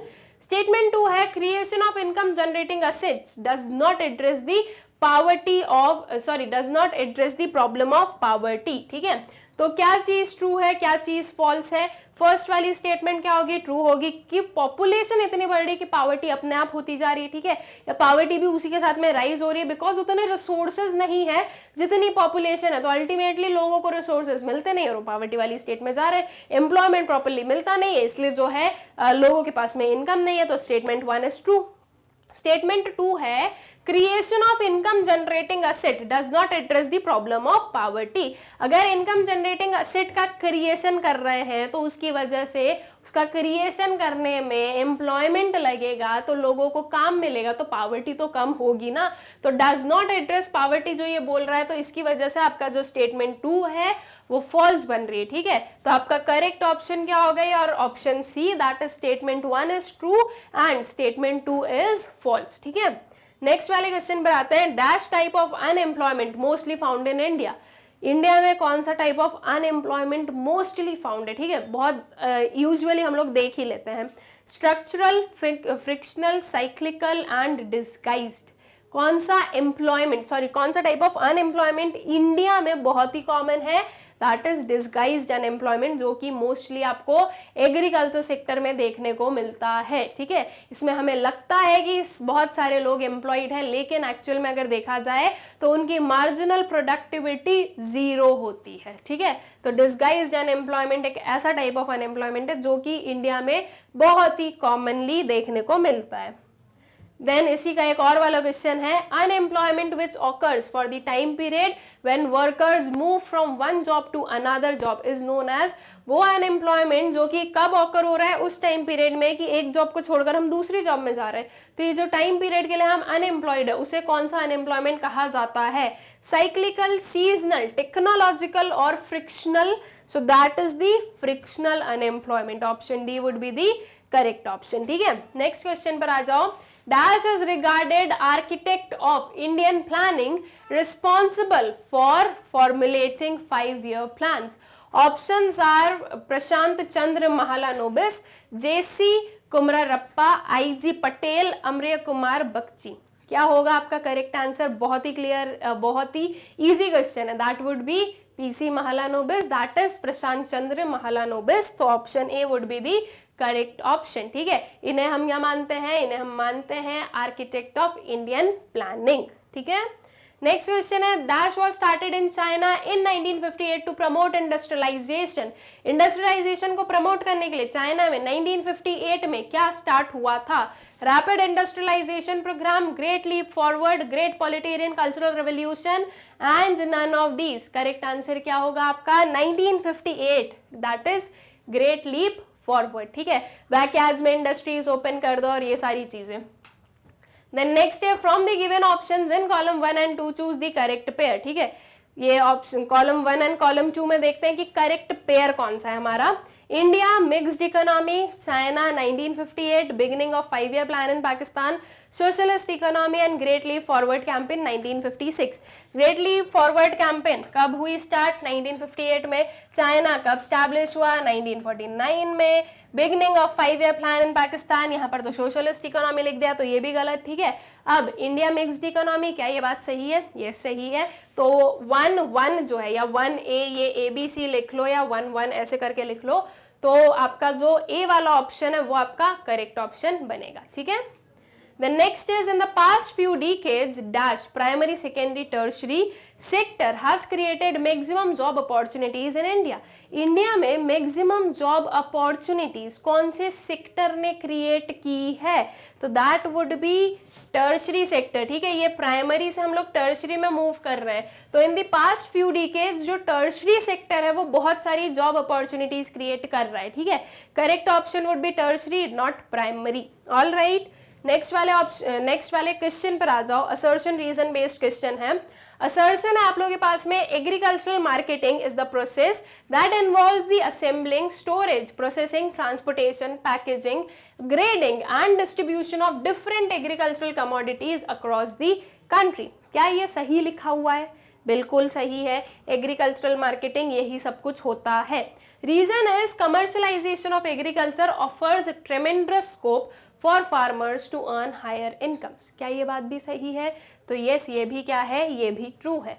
अब क्या ये जो रीजन है ये इसको एक्सप्लेन कर रहा है, ये बात कर रहा है कमर्शलाइजेशन ऑफ एग्रीकल्चर की, वो अलग से बता रहे हैं कि एग्रीकल्चरल मार्केटिंग क्या होता है। तो दोनों डिफरेंट डिफरेंट जो है थोड़े से एस्पेक्ट पर जा रहे हैं। सो दैट मीन्स आपका कौन सा ऑप्शन करेक्ट है? Your option B, that is both assertion and reason are true and reason is not the correct explanation of assertion। ठीक है, आई गेस ये क्लियर है। अब इसका जो और वाला क्वेश्चन है उसे देख ले। असर्शन गिवन है growth of rural economy depends primarily on infusion of capital from time to time to realize higher productivity in agriculture and non-agriculture sector। Reason है National Bank for Agriculture and Rural Development NABARD when was set up in 1982 as a body to coordinate the activities of all institutions involved in the rural financing system। क्या दोनों ही statements आपकी true है students? Yes, दोनों ही हमारी statements true है। और ये चीज हो सके इसी के लिए जो है नाबार्ड का क्या हुआ था, स्टैब्लिशमेंट हुआ था, और वेरियस जो रूरल क्रेडिट है उसका स्टैब्लिशमेंट हुआ। तो करेक्ट ऑप्शन वुड बी और option A, that is both assertion and reason are true and reason is the correct explanation of assertion. ठीक है, फिर आ जाओ नेक्स्ट वाले क्वेश्चन पर। अब आ गए हमारे पास में क्वेश्चन आंसर्स, देख लेते हैं क्या क्वेश्चन है और उसे हम लोग कर देते हैं आंसर। अब क्वेश्चन है Sanjeev gets work for 2 hours a day, for the rest of the day he is looking for work, can you classify him as an unemployed person. Sanjeev को दिन भर में सिर्फ 2 घंटे का काम मिलता है, उसके अलावा वो 2 घंटे के अलावा संजीव जो है वो वर्क की जो है खोज में रहता है। ठीक है, वो ढूंढता है कि उसे वर्क मिल जाए। तो क्या संजीव को हम अनएम्प्लॉयड पर्सन मानेंगे? येस और नो? तो येस, हम उसे अनएम्प्लॉयड पर्सन मानेंगे। पहली चीज तो पूरे दिन में सिर्फ 2 घंटे काम करना, तो उसे हम एम्प्लॉयड पर्सन नहीं मानते। ठीक है, हाँ, अगर वो खुद ही पार्टली बेसिस पर कर रहा है, उसकी मर्जी से कर रहा है, तो वो बात अलग होती है, लेकिन वो उसकी मर्जी से नहीं कर रहा है। यहाँ पर क्या लिखा है, ही is looking for the work rest of the day, that means rest of the day वो वर्क ढूंढता है। ठीक है, कि उसे मिल जाए। तो इन दैट केस वो इनवॉलेंटरीली अनएम्प्लॉयड है। ठीक है, वो इनवॉलेंटरी जो है वहां पर वर्क वो जो है नहीं काम कर रहा है। सो इन दैट केस हम उसे अनएम्प्लॉयड मानेंगे। ठीक है, तो yes, Sanjeev is unemployed. So yes, Sanjeev is unemployed if a person does not get employment for even an hour during half a day, he or she is called unemployed. Sanjeev is unemployed for only 2 hours during a day and spends the remaining part of the day looking for the work. All right, I guess question is clear. Next question पर आ जाओ। Give 2 instances of overuse of environmental resources and misuse of environmental resources। 2 instances हमें बताने, that means 2 ऐसे कोई examples बताने जिसमें कि हम environmental resources का overuse शो करेंगे एंड environmental resources का misuse शो करेंगे। ठीक है, misuse, आप वाटर वेस्ट कर रहे हो, ये misuse है। ठीक है, ओवर यूज क्या हो जाएगा कि जितना जरूरत है उससे ज्यादा जब आप यूज करते हो उसे हम ओवर यूज कहेंगे। ठीक है, तो miss use and over use के 2 इंस्टेंसेस हमें बताने, दोनों में ही जो है हमें 2 इंस्टेंसेस बताने। ओवर यूज, एनर्जी आपको मिल रही, इलेक्ट्रिसिटी आपको मिल रही, आपको जरूरत नहीं है लेकिन फिर भी आप क्या कर रहे हो, उसे चला रहे हो। अरे चलने दो यार, अच्छा लग रहा है, ठंडी है, थोड़ी ठंडी का मौसम है, लेकिन आपको जरूरत नहीं है। अरे ठीक है यार, फैन वैन चला लो, अच्छा लग रहा है, एसी वेसी चला लो। ये क्या है, ये आपका इन्वायरमेंटल रिसोर्सेज का जो है आपका ओवर यूज मिस यूज हम बोलेंगे। ठीक है, ओवर यूज, एक्सेसिवली अगर आप उसे यूज कर रहे हो तो। सो 2 instances of overuse of environmental resources are excess use of electricity leads to depletion of resources like coal and water from which electricity is generated, excess use of petrol and diesel in vehicles। ठीक है, these are what overuse। excess लिख दिया हमने कि हम जरूरत से ज्यादा यूज कर रहे हैं। ठीक है, ज्यादा ही यूज कर रहे हो, वो excess वाला वर्ड लिख दिया है तो वो आपके आंसर को कंप्लीट बना देगा, क्योंकि ये सेम चीज आप मिस यूज में भी लिख सकते हो, लेकिन वही हमने क्या किया, ओवर यूज में क्या किया, वहां पर हमने एक्सेस यूज लिख दिया। Now 2 instances of misuse of environmental resources क्या हो जाएगा, soil degradation due to improper use of fertilisers, insecticides and pesticides along with crop rotation and crop shifting. ठीक है, वही एक और अगर लिखना है तो drying up of the rivers due to supply of water, from them to dams and reservoirs, ठीक है। जो रिवर्स हैं वो क्या हो रही है, वो ड्राई अप हो रही है, क्योंकि हम क्या कर रहे हैं, उस पानी को मिसयूज कर रहे हैं, हम जो है वेरियस सप्लाई कर रहे हैं उस पानी की to the dams and reservoirs, ठीक है। So this is misuse. All right, तो I guess misuse and over use के जो दो इंस्टेंसेस हैं, जो एग्जाम्पल्स है, वो क्लियर है। 3 मार्क्स का क्वेश्चन है, इसलिए ज्यादा इलेबोरेट करने की जरूरत नहीं कि ओवर यूज क्या है, मिस यूज क्या है, ठीक है। वो सब बताने की जरूरत नहीं, डायरेक्टली आंसर लिख दो, क्योंकि ऑलरेडी उन्होंने 2 पूछे हैं, तो वो भी इसमें आपको जो है 1.5 मार्क्स मिल जाएगा, इसमें 1.5 मिल जाएगा, ठीक है। तो इस वजह से आपका जो आंसर है वो कंप्लीट हो जाएगा। Then next question, the rural area in India suffers from lack of adequate financing facilities. State the reason for the requirement of sources available to meet out this problem. जो rural areas हैं India में वो suffer कर रहे हैं किस चीज से, lack of adequate financing facilities से, ठीक है। दैट मींस रूरल एरियाज में प्रॉपर फाइनेंसिंग फैसिलिटीज नहीं है। तो हमें क्या करना है, हमें रीजंस बताने हैं कि क्यों जो है रूरल क्रेडिट या रूरल फाइनेंसिंग की रिक्वायरमेंट है और क्या सोर्सेज अवेलेबल है to meet out this problem, ठीक है। आंसर देख लें इसका। So growth of rural economy depends on timely infusion of capital. अगर प्रॉपर कैपिटल इन्फ्यूज होगा, अगर प्रॉपर फाइनेंस वहां पर पहुंचेगा, तो जो है रूरल इकोनॉमी ग्रो कर पाएगी। सो credit in rural areas is required. सबसे पहले हम ये बता देते हैं कि क्यों जो है क्रेडिट रिक्वायर्ड है रूरल एरियाज में। So credit in rural areas is required to meet certain expenses because the gestation period between crop sowing and realisation of income after production is too long, ठीक है। ये जो है credit की requirement क्यों है, क्योंकि जो है जो गेस्टेशन पीरियड है किस चीज का, क्रॉप सोइंग और रियलाइजेशन ऑफ इनकम में, ठीक है। क्रॉप सो हुई है और कब वो जाकर हार्वेस्ट होगी, फिर उसके बाद में सेल होगी, तो वो जो गेस्टेशन पीरियड आता है, जो टाइम लैग आता है, उसमें फार्मर्स के पास में मनी नहीं होता है और जो वेरियस एक्सपेंसेस होते हैं वो इनकर करने के लिए फाइनेंस या मनी की जरूरत है। तो इसलिए जो है क्रेडिट की जरूरत होती है रूरल एरियाज में। To invest in seeds, manure and fertilisers, ठीक है। Non-farm sectors such as cottage and small scale industries also require capital. तो जो सीड्स हैं, जो मैन्योर है, जो फर्टिलाइजर्स हैं, उनमें इन्वेस्ट करने के लिए जो नॉन फार्म सेक्टर्स हैं जैसे कि कॉटेज हो गया, स्मॉल स्केल इंडस्ट्रीज हो गया, इन सब में जो है कैपिटल की रिक्वायरमेंट होती है। For rural people for self employment, self employment के लिए भी जरूरी है, क्योंकि अगर सेल्फ एम्प्लॉयमेंट करना है तो पहले आपको जो है कहीं ना कहीं थोड़ा बहुत इन्वेस्टमेंट करना पड़ेगा, फिर आप कोई भी आपका जो है सेल्फ एम्प्लॉयमेंट का वेंचर स्टार्ट कर पाओगे। तो इसके लिए ये कुछ हमने रीजंस बताए, इससे आप और भी लिख सकते हो, लेकिन 4 मार्क्स के क्वेश्चन है, इतने सफिशिएंट है।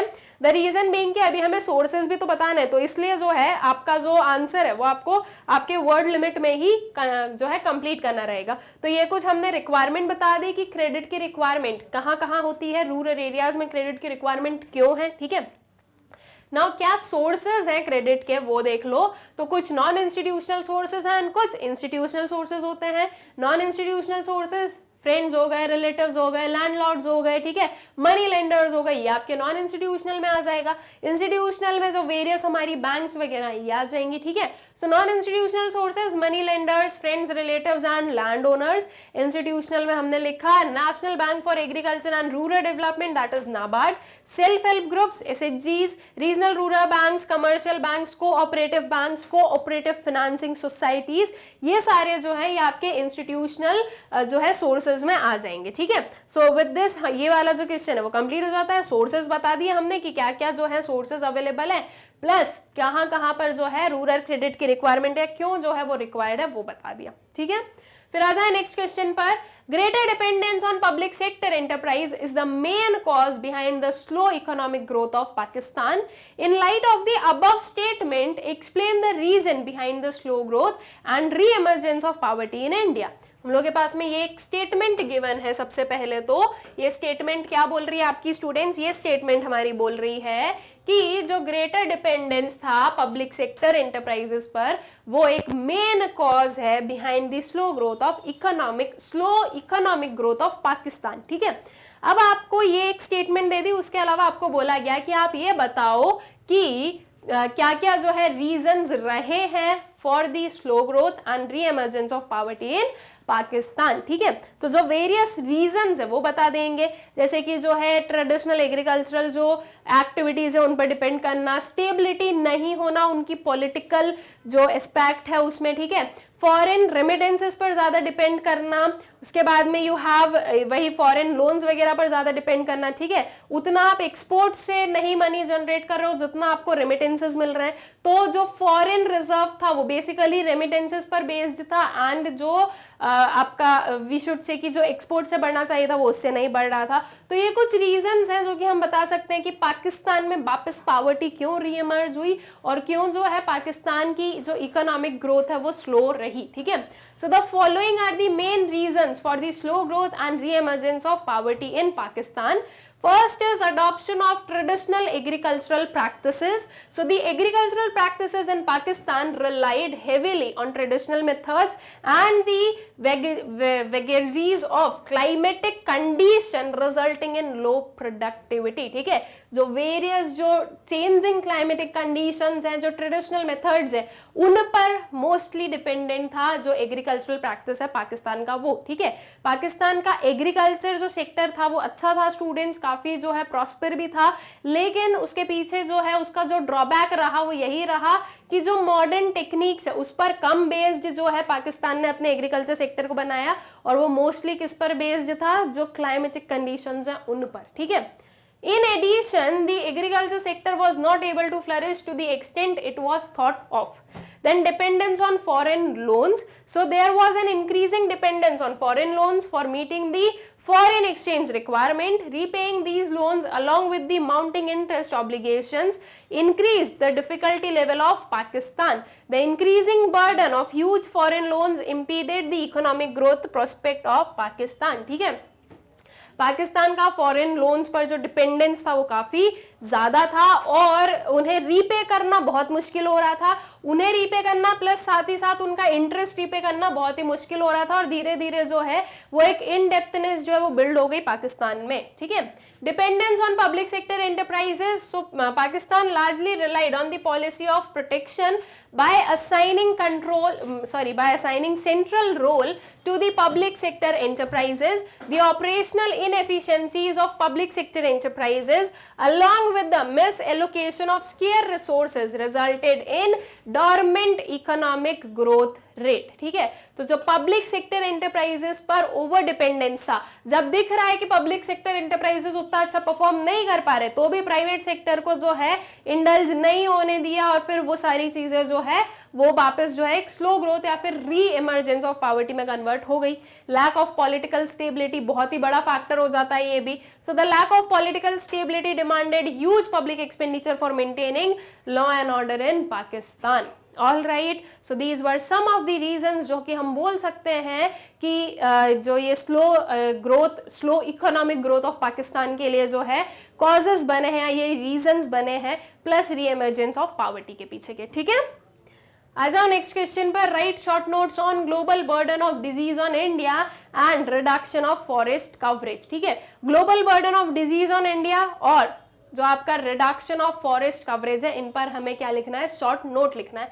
4 मार्क्स का क्वेश्चन है, बहुत ज्यादा बड़ा बड़ा नहीं लिखना है, ठीक है। आपको छोटा आंसर लिखना है, ब्रीफ में लिखना है, यही अज्यूम करना है कि 2 मार्क्स का ये है, 2 मार्क्स का ये है, तो अकॉर्डिंगली बहुत ज्यादा इलेबोरेट नहीं करना है। बहुत ये नहीं कि शॉर्ट नोट बोल दिया तो आप एक पेज भर रहे हो, हाफ पेज में, ठीक है। एक पेज में पूरा आंसर कंप्लीट कर देना, हाफ पेज में आपका एक हो जाना चाहिए, हाफ पेज में आपका दूसरा हो जाना चाहिए, ठीक है। अब सबसे पहले फर्स्ट वाला देख लेते हैं, that is global burden of disease. So India is very high on global burden of diseases. Global burden of diseases, that is GBD, is an indicator used by experts to gauge the number of people dying prematurely due to particular disease as well as the number of years spent by them in the state of disability owing to the disease। ठीक है, so global burden of disease होता क्या है वो explain करना बहुत जरूरी है। तो ग्लोबल बर्डन ऑफ डिजीज वो इंडिकेटर है जो कि यूज किया जाता है बाय एक्सपर्ट्स, किस चीज को गॉज करने में, मेजर करने में, तो वो इस चीज को मेजर करता है कि कितने नंबर ऑफ पीपल है जो कि प्रीमेच्योरली जिनकी डेथ हो रही है, या फिर ये हो गया, या फिर इसके अलावा जो है एक और चीज क्या देखता है, एक और चीज ये प्रीमेच्योरली डेथ किसी डिजीज की वजह से, ठीक है। और उस पर्टिकुलर डिजीज में एक पर्सन कितने साल तक जिया है, ठीक है, वो चीज, वो आपका ग्लोबल बर्डन ऑफ डिजीज बताता है। और इंडिया का जो ग्लोबल बर्डन ऑफ डिजीज है वो काफी हाई है। So in India more than half of GBD is accounted for the communicable diseases such as diarrhoea, malaria and tuberculosis, ठीक है।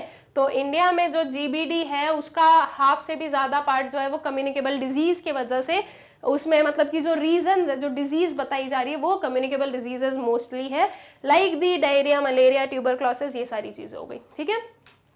देन नेक्स्ट वाला क्या था हमारा, फॉरेस्ट लैंड वाला। क्या है question, reduction in forest coverage, ठीक है। रिडक्शन इन फॉरेस्ट कवरेज के बारे में हमें बताना है। So the per capita forest land in country is only 0.08 hectares. There is an excess felling of about 15 million cubic meter forest over the permissible limit. Indiscriminate felling of trees has led to destruction of forest cover. Once forest has been cut down, essential nutrients are washed out of the soil altogether. This leads to soil erosion and leads to disastrous flooding since there is no soil to soak up the rain. ठीक है, अगर हम India की बात करें तो जो forest land है वो 0.08 हेक्टर्स ही है सिर्फ, और वो धीरे धीरे क्या होता जा रहा है, रिड्यूस होता जा रहा है, क्योंकि हम फॉरेस्ट को काट कर वहां पर क्या कर रहे हैं, वहां पर हम कमर्शलाइजेशन कर रहे हैं, हम इंडस्ट्रीज या फिर जो है हाउसेस बना रहे हैं, क्योंकि हमारे पास में जगह नहीं है, right. Human are the social animal, हमने सब कुछ क्या कर दिया है, सब कुछ खत्म कर दिया है नेचर का। अब जो नेचर ने इतना सारा हमें लैंड वैंड प्रोवाइड किया, इतने सारे नेचुरल रिसोर्सेज प्रोवाइड किए, अभी हमारे पास में रहने के लिए जगह नहीं, तो हम क्या कर रहे हैं, फॉरेस्ट उड़ा दो, वहां पे रहेंगे, राइट। फॉरेस्ट की क्या जरूरत है, रहना ज्यादा जरूरी है। अरे भाई ये समझो कि फॉरेस्ट नहीं होगा तो हमारी लाइफ कैसे होगी पॉसिबल, राइट। सो बस यही सारी चीजों की वजह से जो है फॉरेस्ट कवर में क्या हो रहा है, रिडक्शन देखने को मिला है, ठीक है। Then what is the role of rural banking system in the process of rural development in India? ये इसका और वाला क्वेश्चन है कि रूरल बैंकिंग सिस्टम का क्या रोल है in the process of rural development in India, ठीक है। रूरल डेवलपमेंट में रूरल बैंकिंग का क्या रोल है, बेसिकली वो बताना है। So rapid expansion of banking system had a positive effect on rural farm and non-farm output, income and employment, especially after the Green Revolution. It helped farmers to avail services and credit facilities and a variety of loans for meeting their production needs. However, apart from commercial banks, other formal institutions have failed to develop a culture of deposit mobilization, leading to worthwhile borrowers and effective loan recovery. Basically, इस paragraph में हमने क्या दिया, हमने एक जो है background दिया कि क्यों जो है रूरल बैंकिंग की जरूरत पड़ी, ठीक है। The expansion and promotion of rural banking sector has taken a backseat after 1991 economic reforms. To improve the situation, it is suggested that banks need to change their approach from just being lenders to building up the banking relationships with the borrowers, inculcating the habit of thrift and efficient utilization of financial resources needs to be enhanced among the farmers too. ठीक है। So various जो rural banking की जरूरतें हैं वो आपको basically यहाँ पर बतानी है। इसे आप प्रॉपरली पॉइंट्स में बता दो तो ज्यादा बेटर चीजें हैं कि हाँ भाई रूरल बैंकिंग की जरूरत है, क्योंकि जो है लोगों का जो एक सेविंग की जो हैबिट है वो इन बिल्ड करनी है, लोगों को फाइनेंस की जरूरत है, रूरल फाइनेंस प्रोवाइड करना जरूरी है, इसलिए रूरल बैंकिंग का expansion is very very necessary, ठीक है। Now comes to the next question. India's economy is expected to grow 9.2% in the current financial year. Does the given statement mean that welfare of people of India increase at the same rate? क्या बोला जा रहा है कि India की economy जो है वो एक्सपेक्टेड है कि वो 9.2% से ग्रो करेगी करेंट फाइनेंशियल ईयर में। अब ये 9.2% से ग्रो कर रही है तो क्या इसका मतलब ये है कि लोगों का वेलफेयर जो है वो भी इतने परसेंट से इंक्रीज होने वाला है? Is that true? तो हम ये बोलेंगे कि ये नेसेसरी नहीं है, बिकॉज वी नो कि जीडीपी जो है, अगर जीडीपी इंक्रीज होता है तो जरूरी नहीं है कि उसकी वजह से जो वेलफेयर है वो भी इंक्रीज होगा, बिकॉज हम लोगों ने एक टर्म पढ़ा है externalities, right. With increase in GDP, there may be increase in negative impacts on environment, या फिर हम ह्यूमन बीइंग पे ले लो, किसी पे भी ले लो, ठीक है। तो दैट मीन्स कि अगर जीडीपी बढ़ रहा है तो दैट डजंट नेसेसरली मीन कि आपका वेलफेयर भी बढ़ रहा है। तो does the statement, given statement mean that welfare of people will increase at the same rate? So no, ठीक है। सेम रेट तो हम बिल्कुल ये बोलेंगे कि जनरली हम इसे कंसिडर नहीं करेंगे, ठीक है। So generally it is considered that an increase in the gross domestic product of any economy, India in this case, ensures increase in welfare of the people of the country. However, this may not always be correct, ठीक है। तो generally हम इस चीज को बोल रहे हैं कि हाँ ये होता, जनरली हम लोग मानते हैं कि अगर जीडीपी बढ़ रहा है तो लोगों का वेलफेयर भी बढ़ रहा है, लेकिन this is not always the case, या फिर हम ये भी बोले दिस में नॉट ऑलवेज बी करेक्ट, ठीक है। So some of the prime reason for the same are, अब ये क्यों जो है हम ये बोल रहे हैं कि क्यों ये हमेशा करेक्ट नहीं होगा, उसके पीछे के जो प्राइम रीजन है वो बताएं। So unequal distribution and composition of GDP, GDP का कंपोजिशन और अनइक्वल डिस्ट्रीब्यूशन हम लोगों ने देखा है। वेरियस सेक्टर्स जो है वो वेरियस वे में जो है कंट्रीब्यूट करते हैं।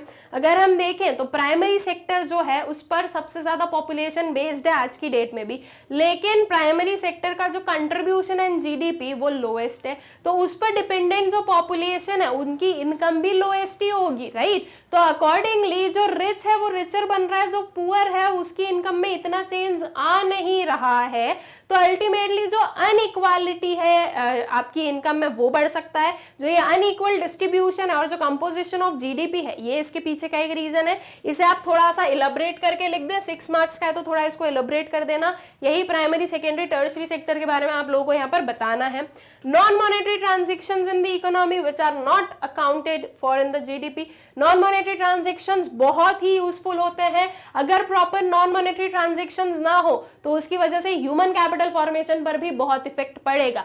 जैसे कि सिंपल सी चीज है, घर पर अगर हमें प्रॉपर खाना नहीं मिलेगा, प्रॉपर न्यूट्रिएंट्स रिच्ड खाना नहीं मिलेगा, तो हम हेल्दी नहीं रहेंगे। और वो जो घर पर खाना बन रहा है, जो घर पर कुक हो रहा है, वो आपके नॉन मॉनेटरी ट्रांजैक्शन का पार्ट है, लेकिन उसका इम्पैक्ट तो काफी हाई है ना। तो दैट मीन्स कि जब ऐसे ट्रांजैक्शंस को हम इंक्लूड नहीं करते हैं तो वो आपका एक जीडीपी का, हम ये बोलेंगे कि जो जीडीपी है वो एक ट्रू पिक्चर नहीं दिखा रहा है हमें, ठीक है। Occurrence of externalities in the economy both positive and negative. Externalities की कुछ जो है बैड इम्पैक्ट या फिर जो है पॉजिटिव इम्पैक्ट। अब हम यहाँ पर बात कर रहे हैं कि जीडीपी जो है वो जनरली तो हम बोल रहे हैं कि हाँ हम मानते हैं कि जीडीपी के बढ़ने से वेलफेयर बढ़ रहा है, लेकिन दिस इज नॉट नेसेसरी। तो यहाँ पर आपको नेगेटिव एक्सटर्नलिटी का एग्जांपल देना रहेगा। दैट इज विद इंडस्ट्रियलाइजेशन, जो स्टैंडर्ड ऑफ लिविंग है या जो मॉडर्नाइजेशन है वो बढ़ रहा है, ठीक है, दिस इज पॉजिटिव। लेकिन एट द सेम टाइम अगर हम देखें, वो वेलफेयर तो हुआ, लेकिन एट द सेम टाइम अगर हम देखें तो पॉल्यूशन क्रिएट हो रहा है, तो वो एक नेगेटिव इंपैक्ट है, वो एक वेलफेयर नहीं है, ठीक है। उस पॉल्यूशन की वजह से जो हमारी एयर है वो पॉल्यूटेड बन गई। वो एयर जब हम ब्रीथ कर रहे हैं तो हमारे अंदर वेरियस काइंड ऑफ जो है टॉक्सिक पार्टिकल्स है वो एंटर कर रहे हैं, जो कि हमारी हेल्थ को अफेक्ट कर रहे हैं। सो दिस इज नॉट वेलफेयरिस्टिक, ठीक है। तो इसीलिए जो है ये कुछ रीजंस हैं जो कि हम बता सकते हैं कि आपके जो जीडीपी एंड वेलफेयर सेम चीज या सेम रेट पर इंक्रीज हो, वो हम क्यों नहीं बोल रहे हैं, ठीक है। तो ये कुछ रीजंस हम बता सकते हैं। Alright, so nominal gross domestic product is measured as the product of current year output, that is Q1 of final goods and services and their current year prices, that is P1, ठीक है। Current year output को हम Q1 and current year prices को हम P1 मान रहे हैं। और जो रियल ग्रॉस डोमेस्टिक प्रोडक्ट है on the other hand is measured as product of current year output and their base year prices, ठीक है। तो current year output that is Q1 और base year prices that is P0, ठीक है। इस वजह से हम लिखते हैं उसे, ये आपका रियल जीडीपी होता है और ये आपका नॉमिनल जीडीपी होता है, ठीक है। तो अगर आपने नॉमिनल जीडीपी को कैलकुलेट किया है और अगर वो हाई आ रहा है, सो इसका मतलब ये भी हो सकता है कि वो इन्फ्लेशन की वजह से हुआ है।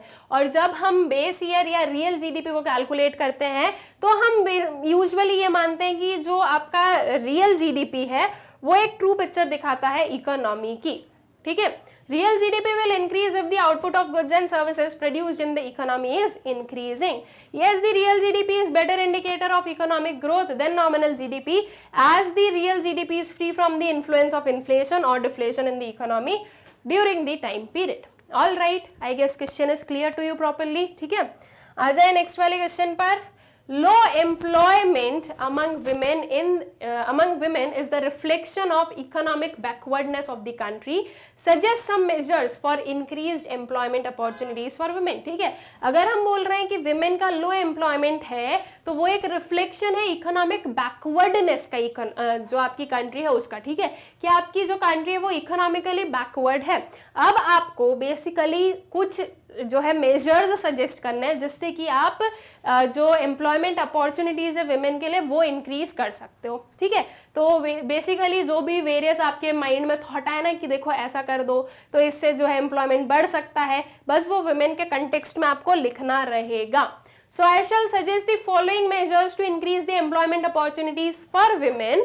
Education and training opportunities for women should be further expanded, diversified and made easily accessible. ठीक है, जो एजुकेशन और ट्रेनिंग अपॉर्चुनिटी सबसे पहले तो वो बढ़ाओ, उसे जो है एक्सेसिबल बनाओ, उसे डाइवर्सिफाइड बनाओ और उसे और एक्सपांड करो कि वो सारी जगह तक पहुंच पाए. ठीक है, even at the remote areas. Residential accommodation for working mothers should be increase. ठीक है, जो वर्किंग मदर्स हैं उनके लिए रेसिडेंशियल अकोमोडेशन बढ़ाओ ताकि वो वहीं के वहीं काम कर कर वहीं के वहीं घर चली जाए और उनके जो बच्चे हैं उन्हें भी देख सके. तो ये जो है ये उनके लिए एक हर्डल कम हो जाता है.